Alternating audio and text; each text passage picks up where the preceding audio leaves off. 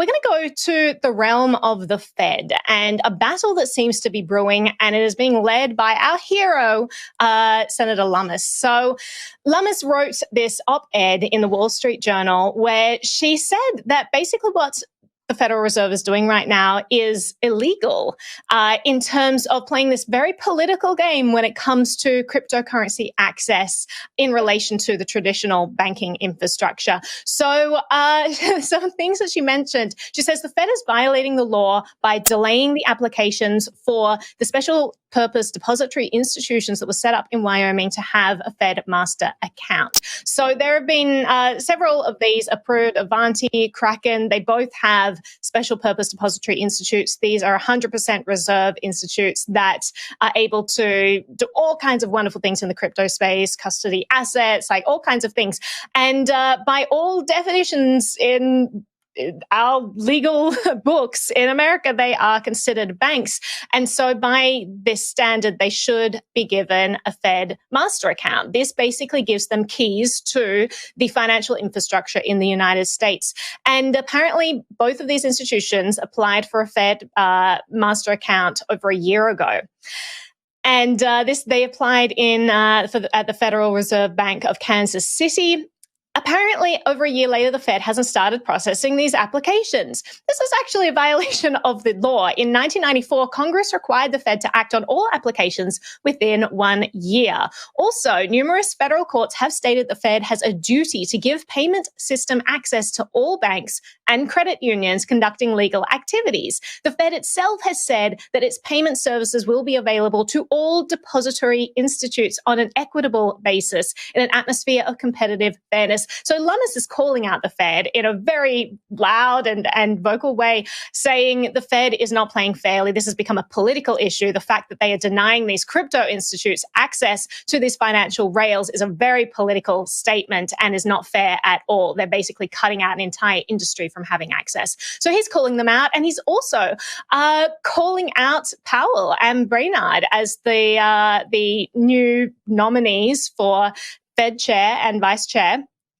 They have already been nominated, but she's saying, listen, we should block this nomination. These are people who have not acted on this. They're creating a very politically charged atmosphere that is to the detriment of the cryptocurrency space. And she's pretty angry about this. I think hat off to her. I think this is wonderful that she's calling this out, because absolutely, by everything we see, like according to that 1994 law that was passed, the Fed needed to have acted. They didn't. So, I mean, it's very interesting that she's the only one who is calling this out. I'm going to throw this to the group for your thoughts. Will, what's your take on all of this? Is there a battle brewing with the Fed versus all of the other people in office?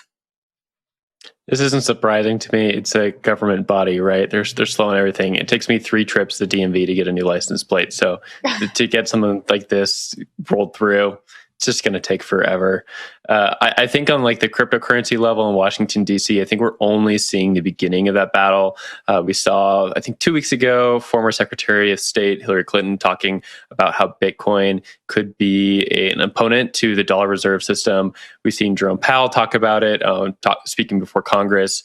We've seen Gary Gensler, head of the SEC, also talking about it recently. A lot of these government powers are looking at crypto, they're looking at Bitcoin, and they're saying this is going to be an issue.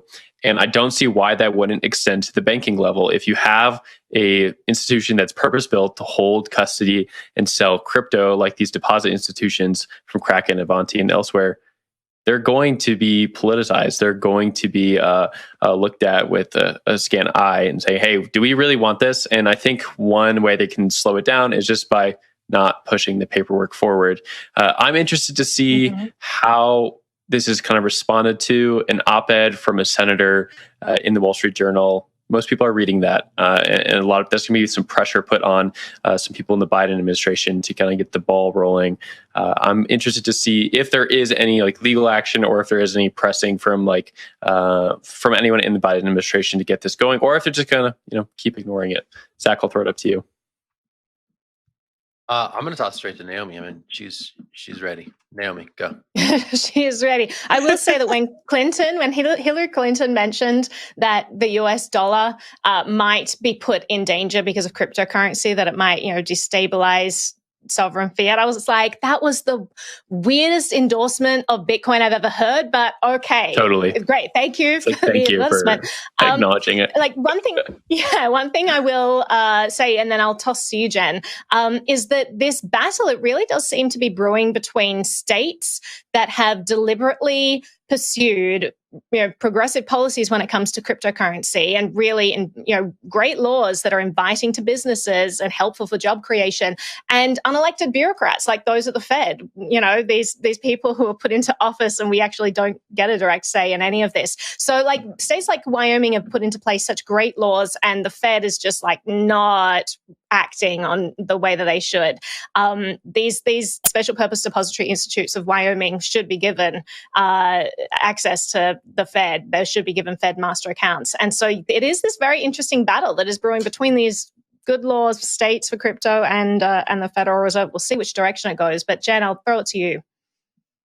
Yeah, an op-ed in the Wall Street Journal just feels almost like a last resort. It feels like she's come up against all these other roadblocks, hasn't been able to get any answers. And now she's like, okay, well, I need to publish this op-ed in the Wall Street Journal and hopefully some results can come from it. I want to read just a little section from the end of the op-ed. She said, I believe both are smart and qualified, but while Mr. Powell and Ms. Brainard have said they want to promote responsible financial innovation, when Wyoming provided a perfect opportunity, the Fed instead inexplicably chose to ignore its legitimate obligations. I want to know why I haven't received an answer. That sounds like a frustrated person. And I just don't know that an op-ed is going to get any answers. I mean, it's been so long. We've seen that when intelligent questions are asked about things that are written in law, we often don't get answers. We just get people who are talking around the answers. And so it is frustrating, and it was frustrating to read this. But Naomi, I'll pass it back to you. I really like that the Fed has been put under such scrutiny in this crypto era, because you had the Ron Paul era where he's like, and the Fed, at least audit the Fed. Let's get some sort of transparency in this opaque institution called the Fed. And it was like, it got a lot of steam. I don't want to undercut that.